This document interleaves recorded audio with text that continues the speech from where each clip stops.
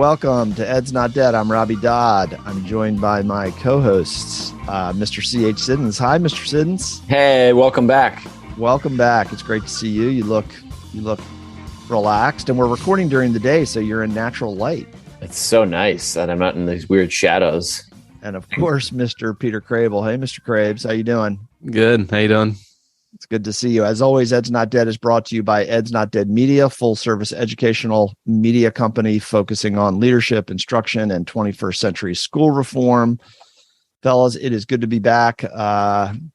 It's fairly pathetic that we are almost at December. And how many shows do we have for the year? This is three. No, this is three. This is the third. This is three, but the three have been of high quality. They have been a very high quality. We're focusing on quality this year. Right. Yeah. And speaking of quality, we are continuing in this episode with our Ed's Not Dead Superintendent series. We are examining the courage and lived experiences of school system leaders and the successes and challenges of public school systems. And on today's show, we are incredibly fortunate to have Dr. Monifa McKnight, the superintendent of the Montgomery County Public Schools. She's agreed to join the pod. We are thrilled to interview her. So that's going to be awesome. It's awesome. So exciting. And what's most exciting is that I haven't had to book any guests. I know. If you had to rate my booking skills 1 to 10, how have I done? I started out better. I know you're going to say, and then I've dipped recently. I would say 10 because you've successfully booked and executed on 100% of your booking. We've requests. had three superintendents that we aim to do, and we've done 2 of them so far. I'd say that's pretty good. This is true. All right, stay tuned for that. And based on my quiz rules, you're 2 out of 3. You've won. You are a winner. You're a winner. Well, speaking of being a winner, the last episode was clearly a winner with our listeners. Not all the listener show feedback was thrilled with me. I think what spurred a lot of discussion on the interweb was our discussion of organic chemistry and it being a weeding out course in college. And also we were very fortunate to have Dr. Williams on the podcast, superintendent of Baltimore County Public Schools. So that was great. So unlike most episodes, fellas, we actually have show feedback to read. That's very exciting.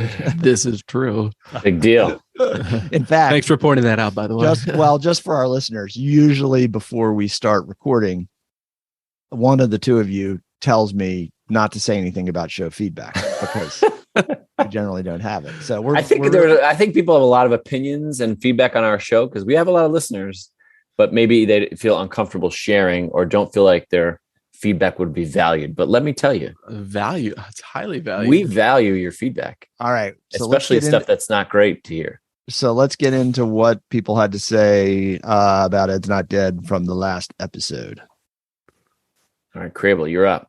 Okay, I'll start back on. We have a very lengthy, and rebuttal's not really the right word, but response to the section on organic chemistry. And if you recall, we had Matt Jones, a teacher at NYU, who was fired, and the sort of salacious headline was fired for failing too many students, or students complained, or something along that matter. So we had Paul Mazzocchi and Dorothy Mazzocchi, who have quite the curriculum vitae between them, both PhDs in organic.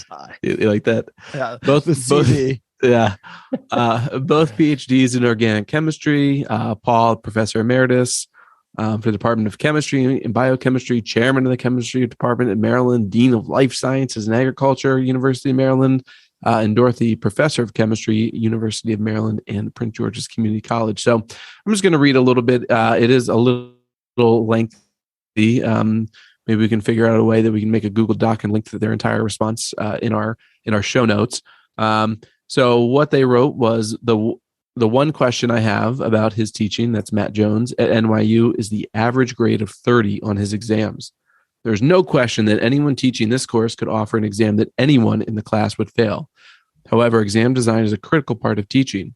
I would design exams with 60% average goal. There would be a few very difficult questions that only the top students could answer and questions of varying difficulty for the rest of the exam. So he takes aim at his practice of not about trying to fail, but failing everyone. and saying that, just because you say you failed everyone, that's not something to hang your hat on or necessarily be proud of. They go on to say, go ahead. Go ahead. No, go ahead. I want to hear that. Go on to say that even 40 years ago, students in this course, and I assume others, did not work throughout the semester, then tried to catch up at the last minute. Shocker. They may have been successful in a sociology course, zing, where they could get by partially by BS, but not in organic chemistry. That's humanities at the social sciences. Geez, the humanities just make it up. That's all you have to do. The answer. What do these people know about chemistry? Let's be honest. Well, Casey, the answers are not debatable; they are facts. That's and then true. lastly, so basically saying you kind of know it and can do it or not. And then lastly, talking about the weeding out process that Dr. Dodd had referred to. Organic chemistry is often considered a gateway to med school because success in it requires many of the attributes necessary for success in medical study. My personal nightmare is waking up on an operating table and seeing a student I gave a D to. Oh, I like that. That was the finish. I purposely chose the last that is couple sentences of how they ended it, which was nice. So quite a bit there to unpack. And I'm kind of fascinated about the design of assessments. That's an interesting. We didn't really talk about that when we reviewed the piece, and clearly, Doctors Mazzocchi put a lot of time into thinking about how to assess their students sounds like a varied way. And to know if you got this question, it meant you knew this. If you didn't get this question, it meant you didn't know that. Right. I think there's something to that of saying, if you get this question right, you have an incredible, like a much more in-depth understanding that only 1%, 2%, 5% of students are going to get. And it's designed that way, but not every question is like that. It's an interesting thought process because I've never thought about creating a test or giving a test with the goal of a specific average grade. That to me is like, wondered if you were going to say something about that. Yeah. That seems like such a college. It must just be a college thing. I don't know. It's just 60% average. So you're designing an assessment that when you're trying to assess what kids know, what students know, what people know, with the intent that 40% are going to fail, which to me is like, I don't know. I guess I don't understand the purpose. Not 40% failed. The average is 60%. Oh, I'm sorry. Yes. And in their response, they also talked a little bit though about how they didn't get caught up in the like 90 to 100, et cetera, et cetera. So I think it's a little like we have to think about it not in a traditional way of like, oh, it's a 60%, it's a D, because that's not necessarily how they were looking at it. I understand. It wasn't like, oh, let's get a bell curve of grades here. But putting enough difficult questions in there to really kind of like see what strata students are. That's how I read it. No, I understand. That makes sense. And I think like if you've like learned 60% of the material, is that good enough for organic chemistry? I never took it. Sounds like it might be. I mean, it sounds like a pretty. I don't know what my doctor got on their assessments. I hope they did okay. Yeah. I mean, there's got to be D students that are graduating from med school, I guess, right? I don't know. It would sound like to me that if you pull a C in organic chemistry, I'd be curious. If you pull a C in organic chemistry, I wonder how that affects your ability to get into med school. That's a good question. Or the MCATs that you have to take to get into med school. I wonder how much of it covers organic chemistry. Anyway, Andrew Mazzocchi, fellas, is a loyal listener of the show. He is the son of Doctors Mazzocchi, and so he reached out to them, and I'm not sure they listened to the show, but they certainly wanted to weigh in. So thank you. I love it. Yeah, it's awesome. Appreciate it. They've lived this. I got some feedback sent to me from one of our loyal. I'm calling him an Ed's Not Deadhead. Is that okay? Is that copyright infringement? I don't know. You all didn't like me referring to the show as END for all that's true. All that that's time. true. So true. That's not Deadhead is fine. We'll that's fine. Loyal listener David McCutcheon. He's an experienced educator, 30 plus years. And he said it was a little bit of a dig to Dr. Dodd here. Dr. Dizzle. As much as we love and respect Dr. Dodd for his wisdom on the pod and the guidance of the two youngsters, that's me and you, Crable, we're young youngsters, on their journey through ed leadership, we do need to cry foul on his lack of proper sourcing on this internationally broadcast podcast. During a recent discussion of the effects of proper teacher training and certification procedures, which Sarah actually listened to recently. She said, you got a little heated there. And I was like, I don't even remember getting heated, but I guess I did. He said, and I paraphrase, and his quote is, I seem to recall from many, many, many years ago when I was a doctoral student, some research which may have seemed to suggest that teacher training might not have an impact on student achievement, I think. This reasoning throws trained teachers under the bus a bit, so we would appreciate some more definitive research before spreading what may prove to be fake news. Oh, fake news. He called That's a burn. Called fake news on me. Good. Yeah. Mr. McCutcheon. Thank you for that. And he's caught me totally flat-footed. It could have been improper sourcing. The only thing that I will use to defend myself, I think, now again, David, I have not gone back and done the research before the show, but I think I was referring to a study that John Hanushek did at Stanford, where he looked at the impact of the highly qualified designation that school systems had to use under No Child Left Behind, and that he found kind of a very little connection or correlation between that provision of the law and student achievement. Mm-hmm. So that was a while ago, but I think that's what I was referring to. Yeah, I mean, it's no more than 20 years ago.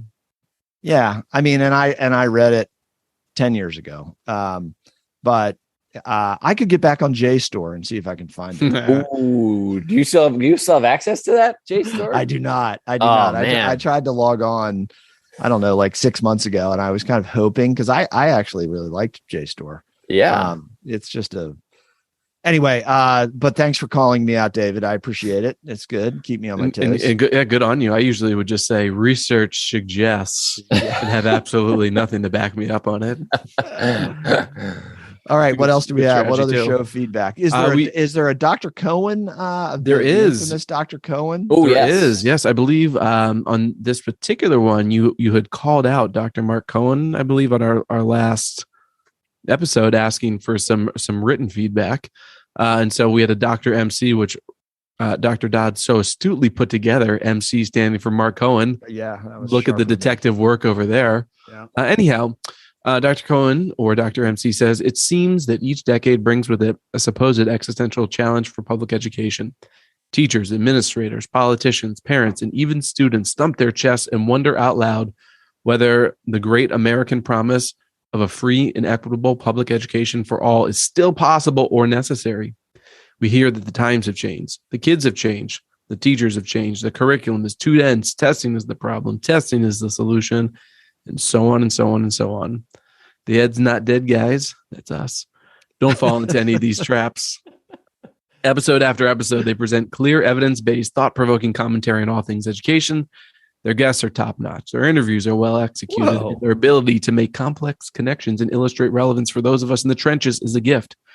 And they do all this with a sense of humor and an optimism that keeps me coming back. Wow.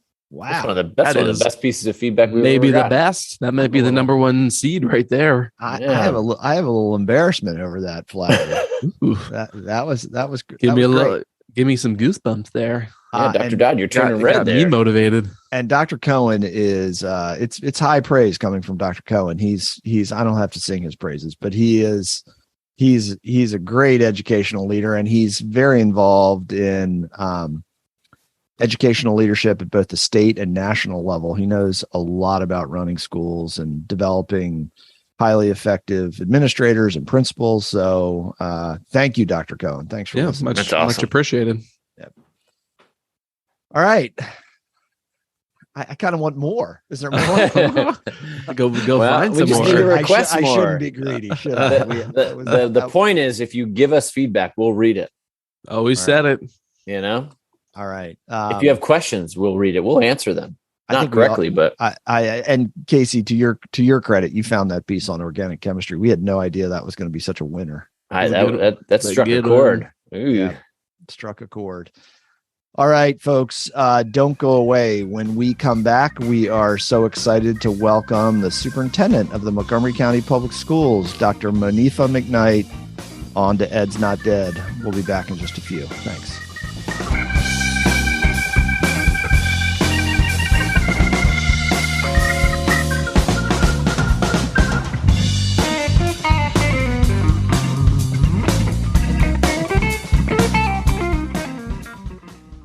Welcome back to Ed's Not Dead. Fellas, we are so excited to welcome our next guest, Dr. Monifa McKnight, Superintendent of the Montgomery County Public Schools. Over the last 2 decades plus, Dr. McKnight has served as a classroom teacher, staff development teacher, school-based leader, middle school principal. She led MCPS's program to develop school-based leaders. She's been a deputy superintendent, and now she's the first African-American female superintendent in one of the premier school systems in the nation. Dr. McKnight, welcome to Ed's Not Dead. We're so happy to have you. Thank you. It's great to be here. I appreciate you having me.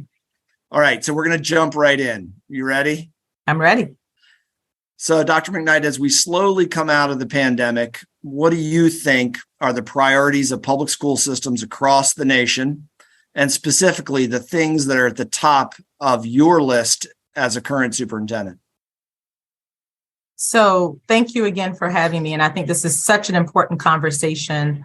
The more often educators can come together to really share ideas about what we have to do post-pandemic, the more we're going to all see this as an opportunity. And then most of all, create solutions to probably longer-lived problems that we had prior to the pandemic that we'll all come out of in a more positive way for our children. And if you were to ask me to prioritize coming out of the pandemic, what's most important, the first I'm going to say is learning loss.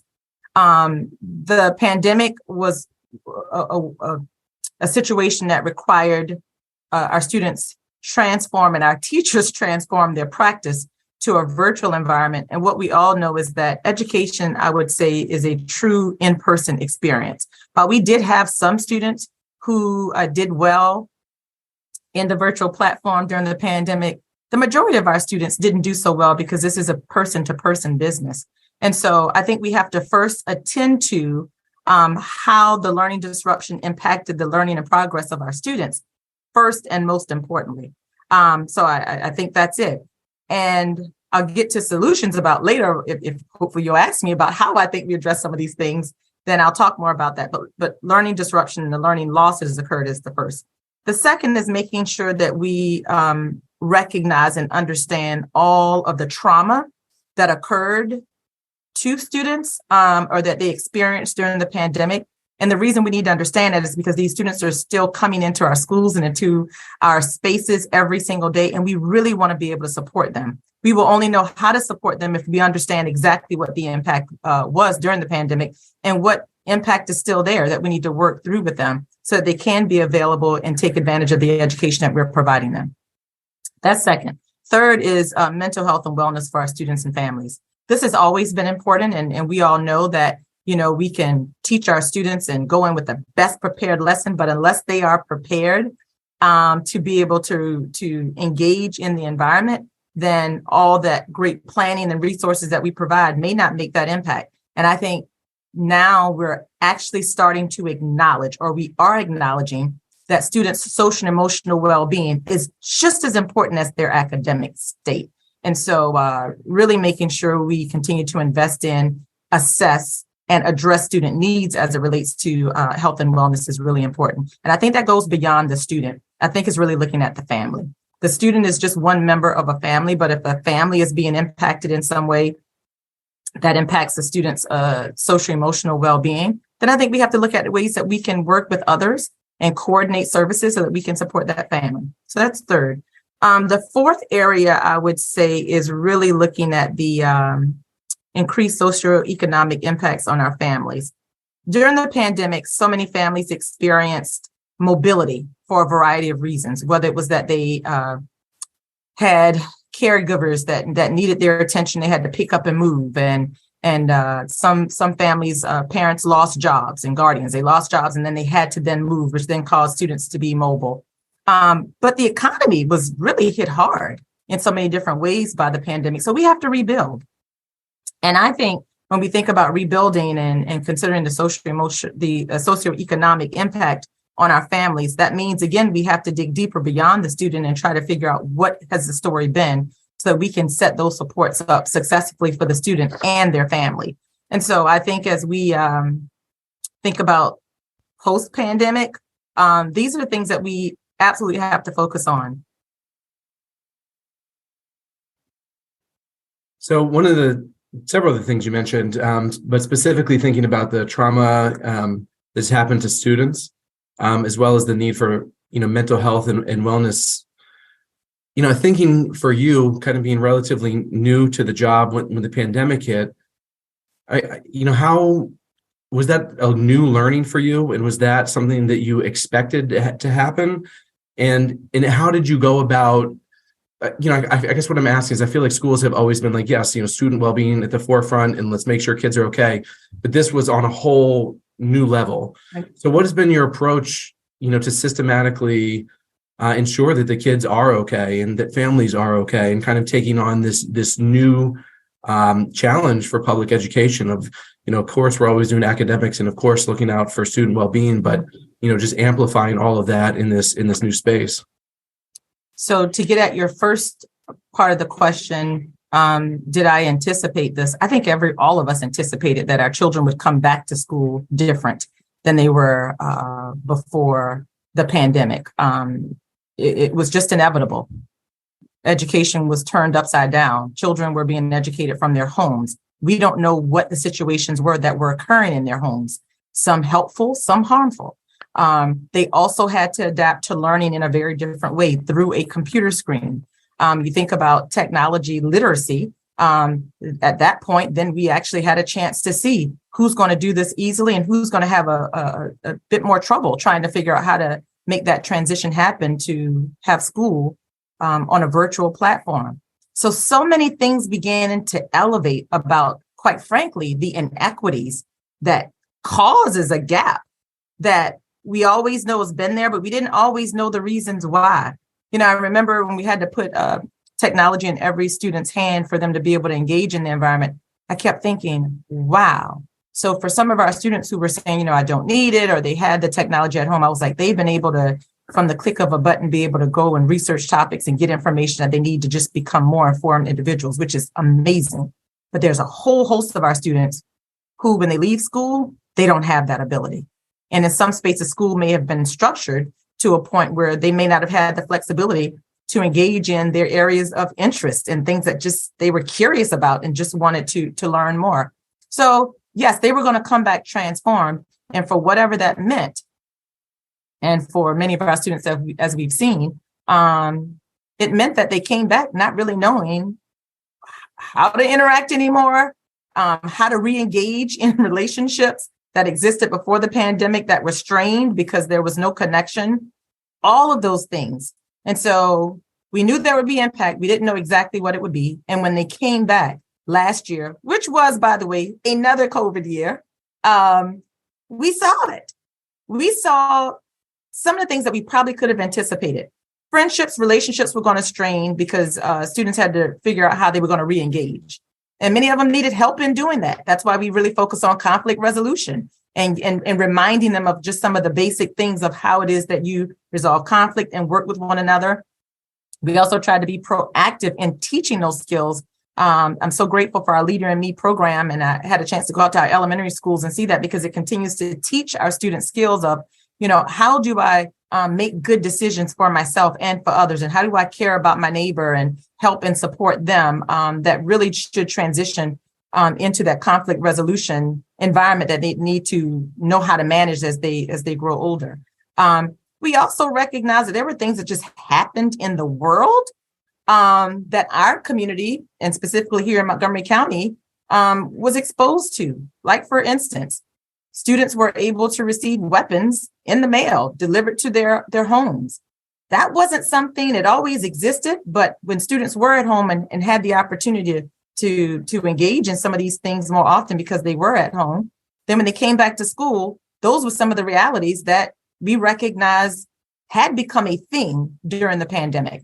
And so again, those types of situations we had to work with many of our partners on, like, we really engaged with our state's attorney's office to think about how can we inform our students about the decisions that are made and the consequences around weapons and use of weapons. And most importantly, how can we arm you with the tools and skills that you need so that you don't feel that, these are options that could lead to bad consequences or unintended consequences. So some of it, Peter, I have to say we anticipated and were able to think about when we re-engage students, what we were going to need to do. But some of it, we just learned when students came back, wow, we're really going to need to have a program dedicated to this. And I just bring it back to my 3 priorities, really emphasize that. I knew when we came back, we were going to reestablish trust, and that was going to be necessary between teacher and student, school and guardian and parent, the school system and the overall community. All of that trust was going to need to be rebuilt. And the second area, focusing on social emotional wellness for students and staff, we knew we were going to have a specific strategy and plan to make sure that we were intentionally focusing on that. So our students and our staff and everyone would feel that we knew this is going to be a priority. And the third, returning to a focus on equitable teaching and learning. And I must say, in to your question, thinking about social emotional wellness and how we started out this year, it was one of my most exciting moments when we started the year out walking into schools.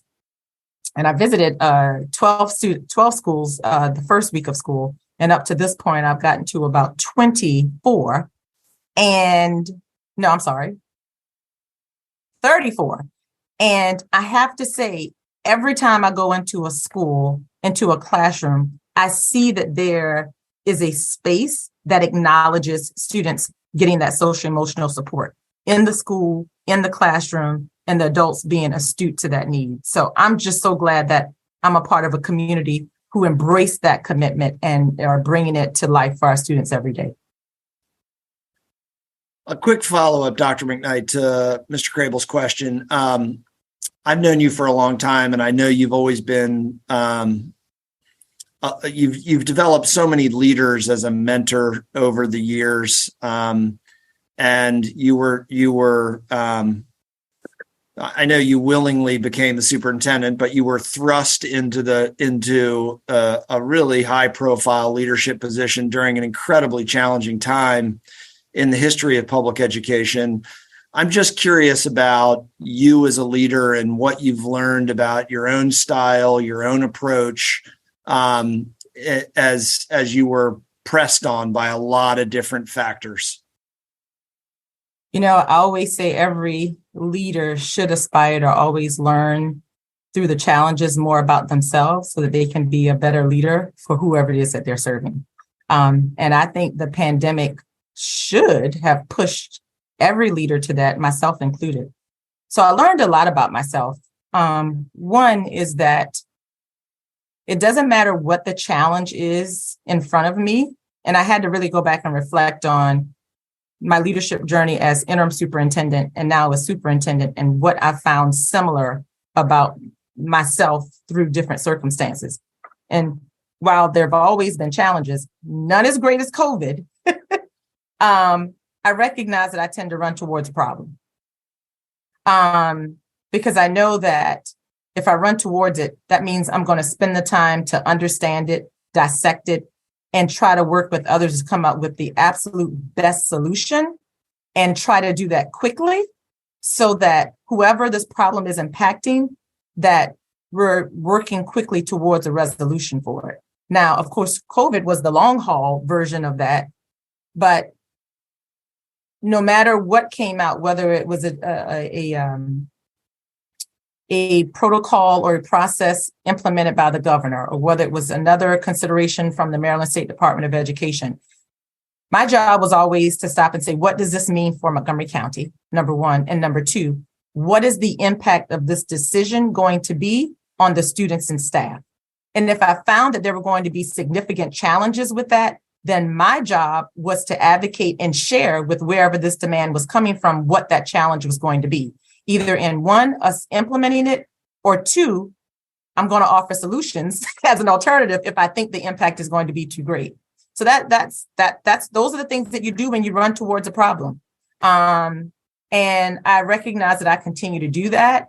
And it's what, quite frankly, continues to encourage me in so many different ways to say, if I don't do that, then who is? And I've got to be the champion for everybody, for the children, for the staff, and for the community. And so if I'm running towards the problem to come to a solution that's going to benefit everybody, then here's what I know. Others are going to come along with me because they want the problem solved as well. And so I found it as a great way to also galvanize a community around a common interest that they have in being successful. Every child wants to be successful. Every child. Although they may meet success in different ways and in different paths, that's what they want. And every parent wants that for their child. And what I know about my community of Montgomery County is that this community wants its school system to be successful. So it's a benefit to have a community that has that interest, because that means we take the initiative in solving our own problems and being relentless towards them so that we can protect the interests of what we care about, which is our children, our educational infrastructure. Thank you. Mr. Sidge, you're up. I'm up. Sorry. I'm as I said, I'm running solo, and you're probably going to hear Frida screaming in the background just a little bit. Hi, Frida. Dr. McKnight says hi, Frida. So speaking of running towards problems, schools across the country are experiencing not a dwindling staff, but certainly a challenge in hiring staff, whether it's teachers, paraeducators, bus drivers, so on and so forth. As superintendent of the 15th largest school district in the nation, we're seeing those on a very small scale, relatively small scale in our own district. This is kind of a two-part question. What do you feel like as a society we need to do to recruit and retain effective teachers? And then more importantly and more succinctly, how do we take that pipeline of new teachers and make sure that they reflect the demography of our kids and make sure there are more teachers of color in front of our children? Yes. So I must say that in Montgomery County Public Schools, we have established a very comprehensive recruitment action plan that has a number of pillars that we focus on to make sure we're addressing that problem. I mean, we recruit year round, all year. Just to make sure that process never stops. That's important to us because we also have a growing enrollment process of students that happens throughout the year. We partner with institutions of higher education because we are going to need them to deliver the students that we need and educate them to prepare them to work, to walk into the workforce. We continue to, I'm going to say this one, we have to continue to respect the profession of education. We actually have to do it even more than we have been doing it. When I was a principal ambassador fellow at the Department of Education, I remember there was a project that we worked on called Respect of the Educational Workforce. And I remember the Secretary of Education at the time had taken a trip to Singapore and some other places and was just really looking at education. And I remember we were debriefing the trip. And one of the things that stood out was that in some other places that we were looking at educational models, there was a significant focus on making sure there was respect shown to the profession of education.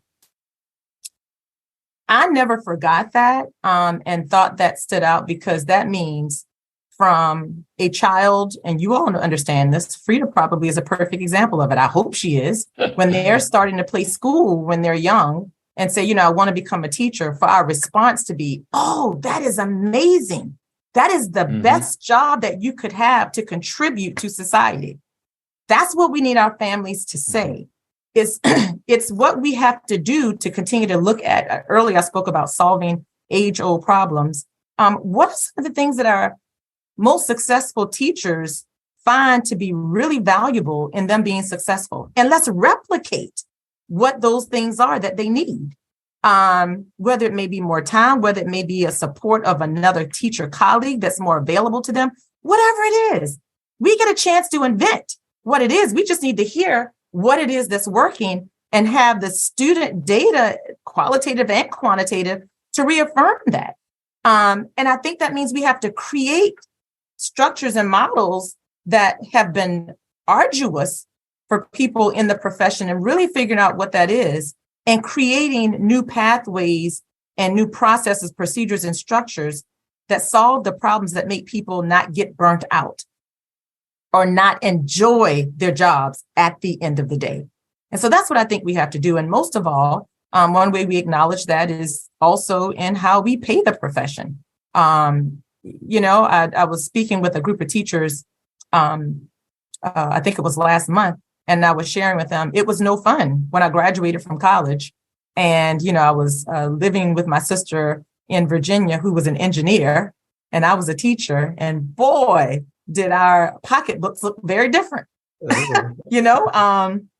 A lot of sacrifice on my end, and her being a great sister, taking on a lot of things that I couldn't afford. That should not be. When we really think about the fact that without teachers, there would not be doctors, there would not be lawyers, there would not be so many things that existed if we didn't have teachers. Then we have to create the structure and the pay to do that, to show parity between the respect of that profession and others. And that's why I'm so excited about the Maryland Blueprint, because I'm thrilled that it decided to address an age-old problem, which is to really increase teacher salary as one of many steps in the right direction that we need to take to show a true respect for the profession. So to me, that's how we're going to get people to come into the profession, stay into the profession, enjoy the profession, and give it their all, which is going to benefit our students. And that's what we need. Mr. Crable's concerned about the provision in the Maryland Blueprint where he would have to teach as a principal. I know that for a fact. Isn't that true, Mr. Crable? I don't recall ever having that conversation with you. No, does not sound familiar. All right. Okay, go ahead. But let me say something about that. Yeah. So because the Maryland Blueprint is a great opportunity for innovation moving forward, it's a framework, right? It doesn't mean that everything in it is easily applied or that it's the perfect answer. Here's what it does, though.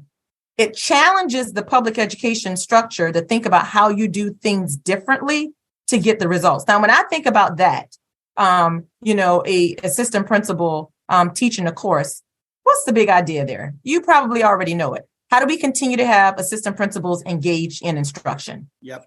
We know the importance of a leader of a school knowing instruction and supporting instruction so that we can get the benefit that we need from students.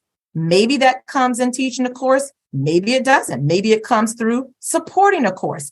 Maybe we find out that you support a course by going into the course and being a support to the teacher, on some frequency that we decide is appropriate and manageable for an assistant principal. And to me, this is why I think we have to run towards the problem and figure out what the solutions are so we can then inform. This is what we've learned is the right calculation or the right solution to how we're going to achieve this thing. And if it's making sure that the administrators stay engaged in education in a meaningful way to know and understand the complexities of work of their teachers, then let's figure that out so that we can then share what we've learned. That's what this is. That's why I'm excited about it, because it's an opportunity for us just not to be compliant. And for me, I always see Montgomery County Public Schools as the largest school system in the state and one of the largest in the nation, is to figure out what the solutions are for our children and to tell our story. And I just see the blueprint as an opportunity to do that. And I think that's a really nice segue into our last question here. So at the top of the interview, you had mentioned the need to address learning loss as one of your top priorities. So, I really twofold. One, I'd love to hear your vision about how to do that. Keeping in mind it's pandemic, it's everything that we're addressing in terms of like what kids have lost. And then two, what you just said about kind of challenging the norm and challenging the status quo and challenging the structures of how things have always been done. Would love to hear any sort of like outside of the box and, let us into the secret chamber of the superintendent about anything you're talking about or thinking about that just, to really shake things up to try instead of just repeating everything. What can we do differently to get different results? Peter, the secret chamber. Well, yeah, I want to know about this. I've heard about it. I'm going to open it up just a little bit. Some of it I am actually looking to share because I think the way that you also get to innovation is continue to talk about how you're using your resources to support some of those practices. So I've been looking. I will share this one. Two things with you that I've been reading about, following closely, learning about that impact students' growth in learning. One is to be able to provide more time for them to learn. And I don't know about your experience as an educator, but I know what mine was, teaching elementary, middle, and high. And I will say that it was always interesting when you come back at the beginning of the school year and then you just start reviewing all the things that they should have remembered and keep your fingers crossed that they remember. And if they don't, then you start the cycle of then remediating, reminding before you can even get to new content, right? See, an old tradition. I really believe that when we can bring some continuity to that and look at how we can be creative in using the calendar and the structure to provide our students more continuity and time and continuity for them to learn, that's one of the spaces of innovation that I really believe in, just providing more time. And we, in Montgomery County Public Schools, we actually have 2 schools, our innovative calendar schools at the elementary level that have that model and structure. And they actually were formed the first year of the pandemic in 2019. But I believe there's more that we can do and learn from that. And what we've seen from those schools are that even despite the pandemic, we've seen some growth in those schools. So that's one, more time. Second is making sure we are still providing more time in many different ways.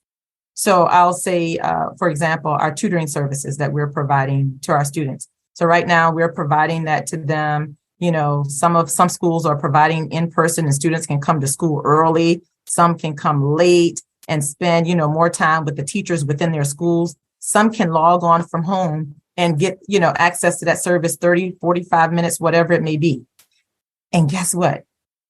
For many years, we know that some of our students were just able to do that because their families had the connections to be able to say, hey, can we get this teacher who I know is a great teacher and may need some extra funds or whatever on the weekend to help my child? Well, this brings some equity to that so that every child can get that reinforcement in a way that's brought to them. So it really comes down to more time and more ways to access that time and being creative in how we do that. And Peter, one more. Here's one more.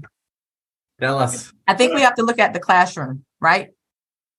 I've been looking at some models, different models across the United States in terms of different things that people have done at different points in time. And I've also been reconciling that with what are the things that I'm hearing from our staff and our teachers in our comprehensive school and our innovative calendar schools. What are the things that are just like really pain points for them? And I also think about that for our brand new teachers too. Like we know one of the most difficult things for them is having to make the contact sometimes with the parents to tell them that their child is not where they need to be and then what they're going to do. Well, how fascinating and wonderful would it be if they had support in doing that? So why does our classroom model why does it exist as one where there's a bunch of students and one teacher? I think those are things that we should look at. How does that classroom model, how should it be structured so that it provides more support and it's not just, one teacher and all of these students when there's so much capital within a school, when you really think about all the staff you have, all the expertise that they have, the different personalities that, connect with different kids. Why do we silo that in the way that we do?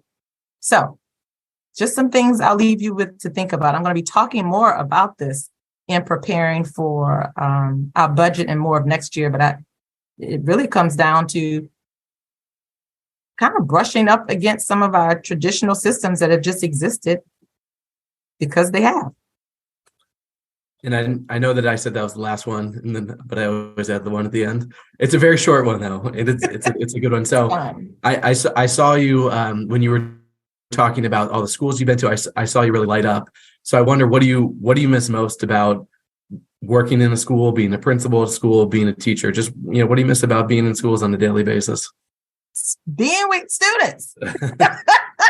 That's it. That's where you get your energy from. And not that I don't get energy from the staff, because I got to tell you, we have an amazing staff here at Central.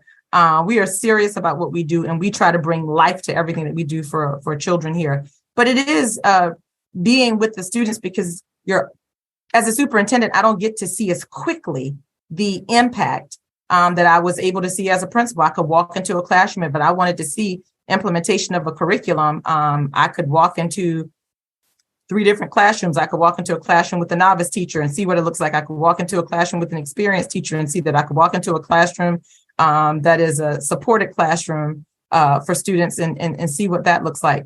So that's what I miss. It's being with the students. But here's what you do. I think as a leader, you create the space to have the things that you miss. And so, that's why I'm in schools all the time. Yeah. And I love being in schools and spending time with students and listening and hearing what their experiences are, and the same with the staff, because that brings true meaning to me. I mean, with the bus drivers, when I was out riding buses with the students to schools, I mean, I learned all kinds of things on those bus rides. Things I wanted to know, things that intrigued me. I was able to get off the bus and tell the principal a whole bunch of things about, what students thought. So it's a matter of the things that you may miss most about what your role was before, creating the space to still have that. And I think working directly with our students and spending time with them, being in the schools, spending time with our principals, knowing, what innovative things they're doing, what challenges they're facing. It allows me to authentically come to the work from a place that represents the people's perspective. And that's how I can never afford to get lost, quite frankly, as a superintendent, because I want to keep my feet planted. I remember, fellas, back in the day when Dr. McKnight worked at Parkland Middle School, and she was like the Pied Piper of the staff. And I was privately jealous that I didn't have anyone. Of course, neither of you. Just kidding. We're on my staff that were like that. I just remember your amazing work with teachers, Dr. McKnight, and how you led them. So, all right, now this is the painful part of the program. We're going to turn it over to Mr. Siddons for the quiz. All right, the famous quiz. Make it fun. It is. There's only one requirement, is that it's fun and funny. So Dr. McKnight, we know you are the wonderful superintendent of Montgomery County Public Schools, aka MCPS. But we want to know what you know about other areas of our world with the same acronym. Are you ready? Other MCPSs. Oh my goodness. Don't worry, it's multiple choice. And Dr. McKnight, your threshold is 2 out of 3. Is that correct? That's right. Okay, let's do it. 2 out of 3. And then I have a bonus just in case. Okay. I want the bonus. All right. All right. So number 1, certified experts with this professional certification specialist, aka MCPS, run by a company formerly headed by Bill Gates, provides technical support to organizations in areas such as client operation systems, networks, web design, desktop support, and more.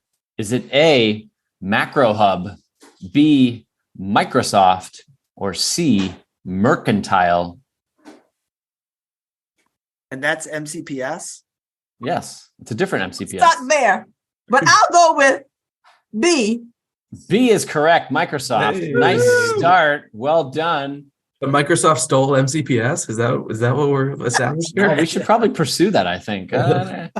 All right. Next up, PRS for Music is the home of the Performing Rights Society, which is also known as PRS.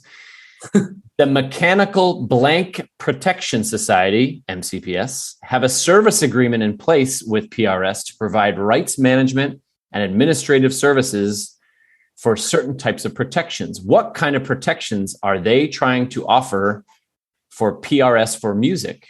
Is it A, copyright, B, caffeinated, or C, creative?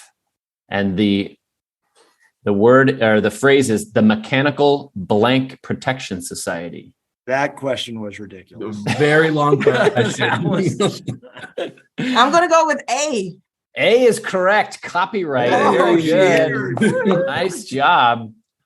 All right. Lastly, but not leastly, the company DuPont is responsible for this MCPS. There's something called a multi-climate blank system, which demonstrates excellent versatility by enabling wearers to configure layers as needed to maintain comfort in weather conditions ranging from moderate to extreme without compromising the built-in protection and durability of the material called Nomex. So important. So important. This is straight from like a product description page. A, is it A, proliferation? We're looking for multi-climate blank system, proliferation, B, protection, or C, prohibition. Casey, this is terrible. This is a wild guess. B. B is correct. Protection. Oh. And for context, this clothing is like used for like people in the military and firefighters and stuff like that. So anyway, you done good. That was 3 out of 3. I have to say, fellas, she beat Dr. Daryl Williams' score. I mean, no big deal. Of course I did. I wonder if you were going to bring that up. I was like, I remember how Dr. Williams did. Listen. I wonder if Robbie will bring it up. Yeah, of course I will, because any chance Dr. Williams is a great mentor to me, but if I can get a dig in, I will. And I will remind him of that when I see him. Yes, when you see him in the inner superintendent chamber or wherever you all see each other. All right. Well, that was great. So we don't even need to do the bonus question, Mr. Sid. That's right. All right. Dr. McKnight, on behalf of Peter and Casey, thanks so much for coming on the show. I guess, are you tweeting lately? Can our listeners find you online anywhere? Yes. Super at MCPS. Okay. Yep. Super at MCPS. And I welcome others to tweet, and I'm happy to come back anytime. I got to say, I want to thank you for doing this podcast. The more educators can come together and talk about some of these creative solutions that we're going to have moving forward that contribute to the success of our kids beyond the pandemic, let's convene and let's do it. And then the great thing about this podcast is you get to have fun and end it with these awesome questions that I hope somebody else scores a 100% on in the future. All right. Well, you made Casey's day. All right, Dr. McKnight, thanks again for coming on Ed's Not Dead, and we'll get you back on the show in the future. My pleasure. Thank you so much. Have a wonderful evening.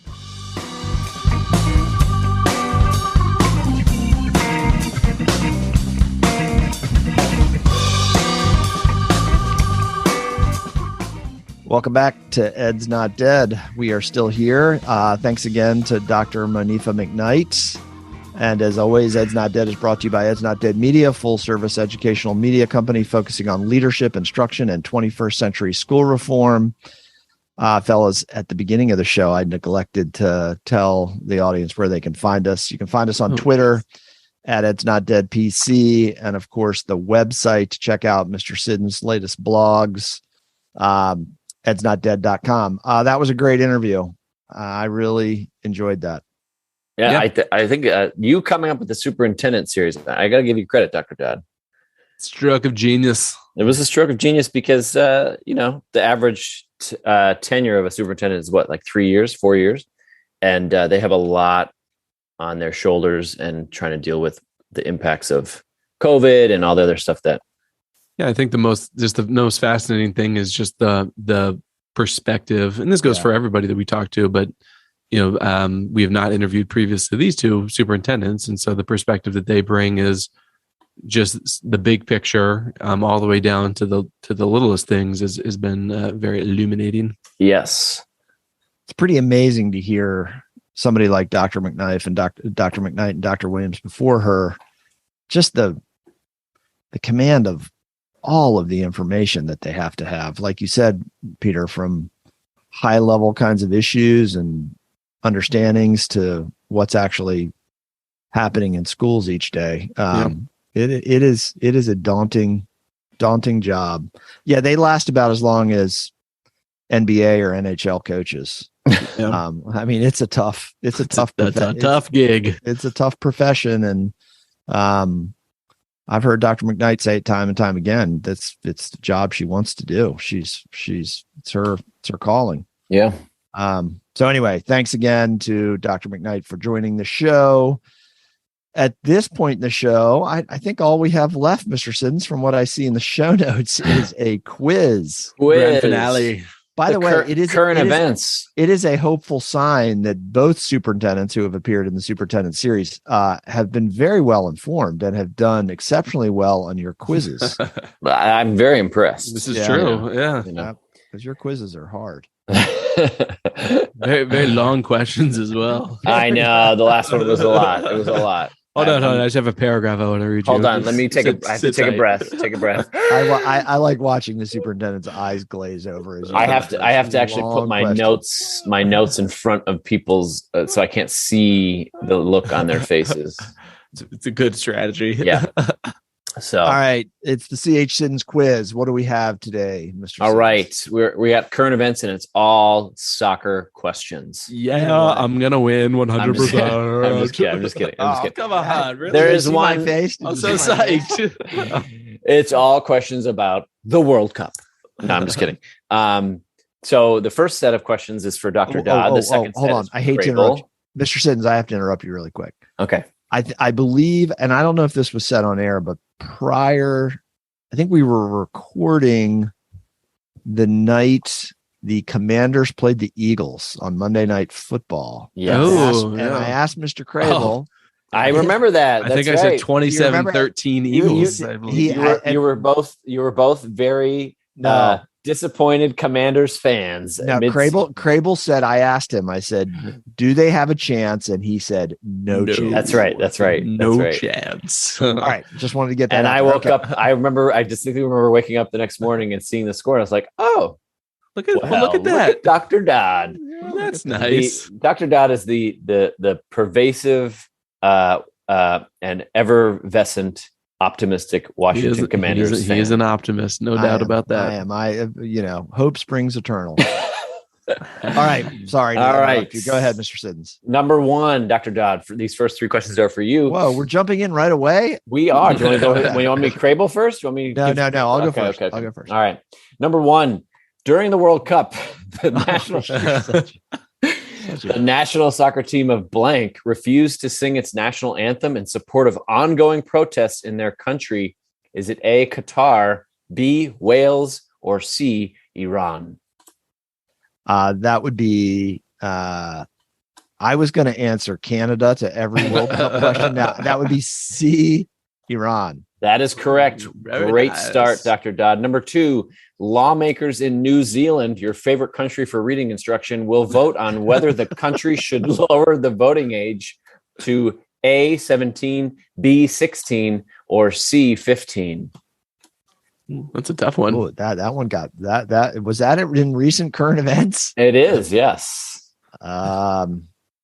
15, 16, or 17. Those are the three choices? Correct. I'm going to say if you can drive at 16, you can vote. I'm going to go 16. Split the difference. That is correct. 16 is correct. Meanwhile, there's a bunch of politicians in America who are trying to raise the voting age to like 30, I think.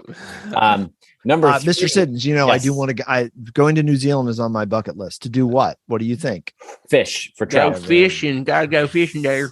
I don't know why I did a redneck accent for yeah, sorry about that. I'll edit that out. That was like Paul Rudd and I love it. Anyway, all right. Speaking of miss. Number three, the city of blank, New York, received a record-breaking 6 feet of snow on Saturday, November 18th.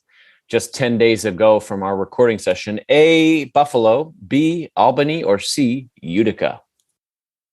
Why does the word Utica make me laugh? Because they have a great club. It's an odd word, Utica. I'm surprised you didn't throw 1T's hometown, Rochester, in there to try to. Actually, that was part of the original choices, but I narrowed it down to 3. I'm going to go with Buffalo. Buffalo is correct for 3 out of 3. Nice work, Dr. Right. Dodd. Was it really Buffalo proper though, or Yeah, was it more was. Orchard Park? Well, listen. Now he's a New York expert after doing on his That's little right. I was up there for 45 minutes for 4 days. The crazy thing about that happened after I got back from my it was like a week or two later, wasn't it? My annual fishing trip on Lake Ontario, and the Oak Orchard River where I fish is as the crow flies not far from Buffalo at all.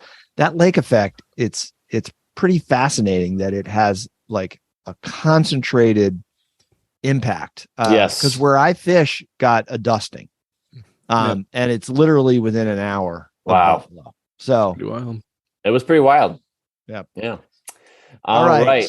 Mr. Crable, 3 easy wins for me. Thanks. You have a lot to live up to. All of these are from World Cup matches yesterday. All these questions. No, I'm just kidding. 3 for 3. Number 1, a 5.6 magnitude earthquake struck Java, an island in blank, killing at least 162 people.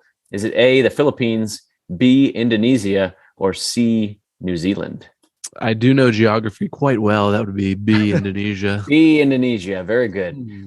Number 2, no earthquake jokes. That's sorry. Not appropriate.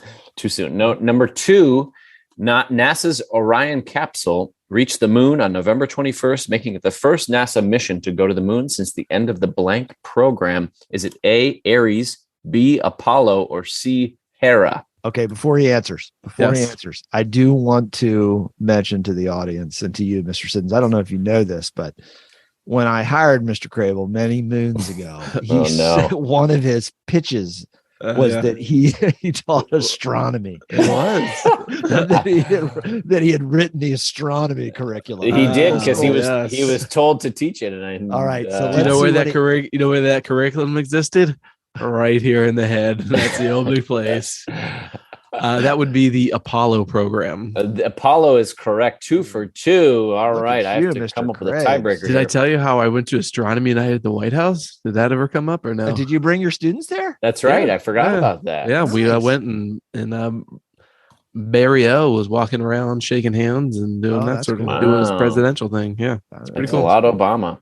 All right. Number 3. An outbreak of bird flu has caused a massive blank shortage in the United Kingdom. Is it A, chicken, B, butter, or C, egg? Ooh. I'm laughing at his face. Seems bad. Or should I say chicken, butter, or egg? That was pretty good. We'll go with chicken. Chicken is incorrect. The answer is egg shortage. You finished with a 2 out of 3, which is not bad, but not easy good ones enough. Like Dr. Dodd. I see. It's okay. Don't hate the player, hate the game. Okay. I think I would have chosen egg on that one. This chicken or the egg? I don't know what you were thinking. It was chicken the proverbial question. It's the age-old question of chicken or the egg, and you got it wrong.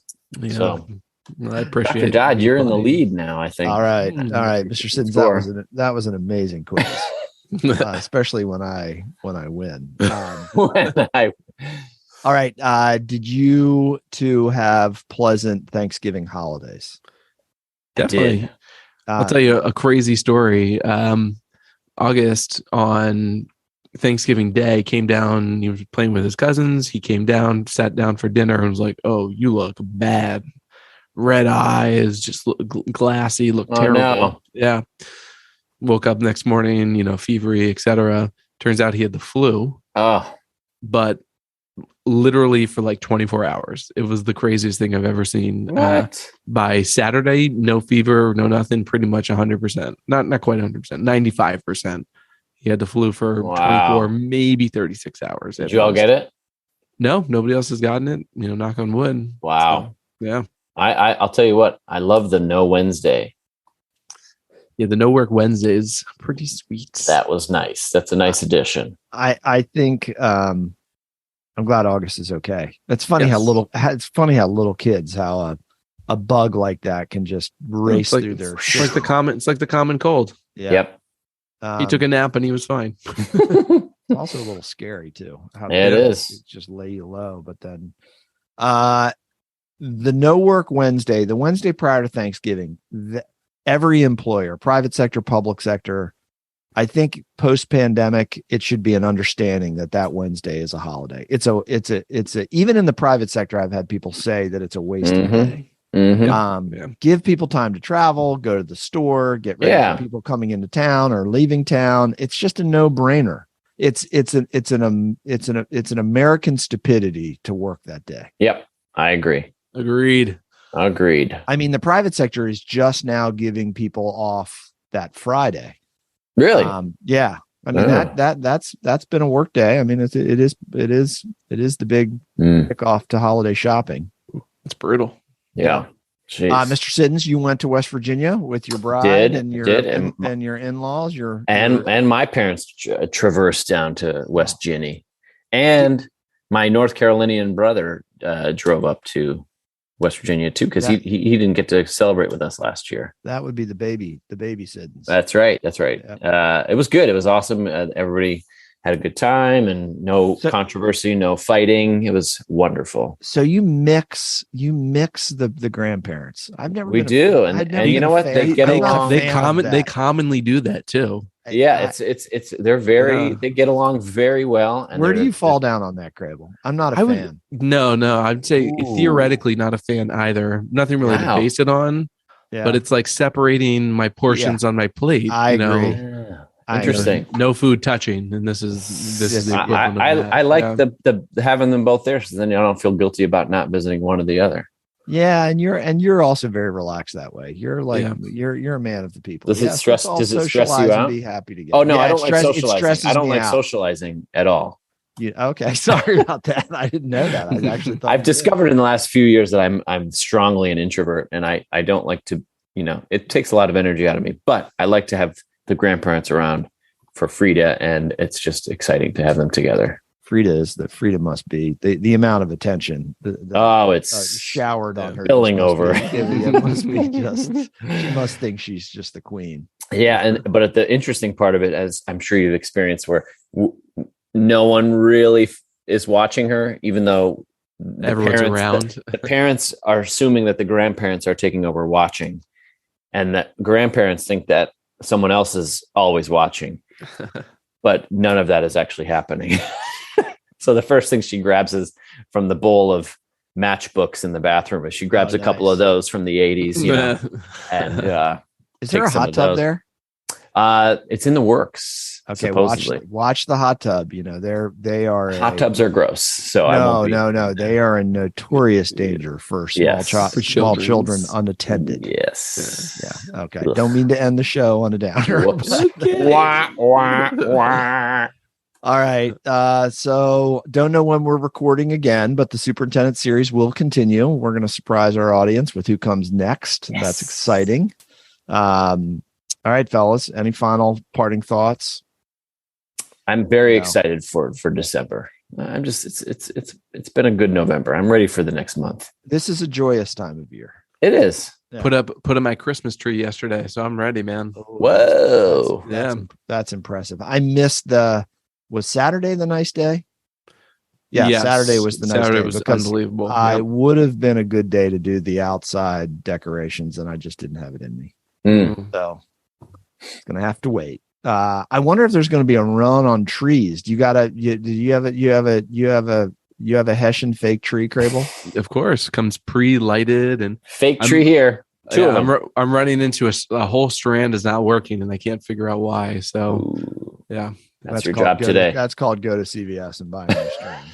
But that's what us Gen Xers do. That's right. Just throw it in the dumpster. It's already pre whatever, man. It's pre-done. It's pre-strung. Are they like attached to it? Yeah. Oh, you don't do anything.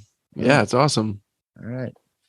Yeah. How many natural trees have lights in them? None. Yeah. What a waste. As always, Ed's Not Dead is brought to you by Ed's Not Dead Media, full service educational media company focusing on leadership, instruction, and 21st century school reform. Check out the Ed's Not Dead website, edsnotdead.com, and you can always catch up with our tweeting at Ed's Not Dead PC. Although I think we should abandon Twitter because of who, but that's a discussion for another day. Thanks again to Dr. Monifa McKnight for joining the show. We look forward to continuing the Superintendent series in the next month. Fellas, it's great to see you. Thanks to our listeners for always tuning in. For Peter and Casey, we'll talk to you soon.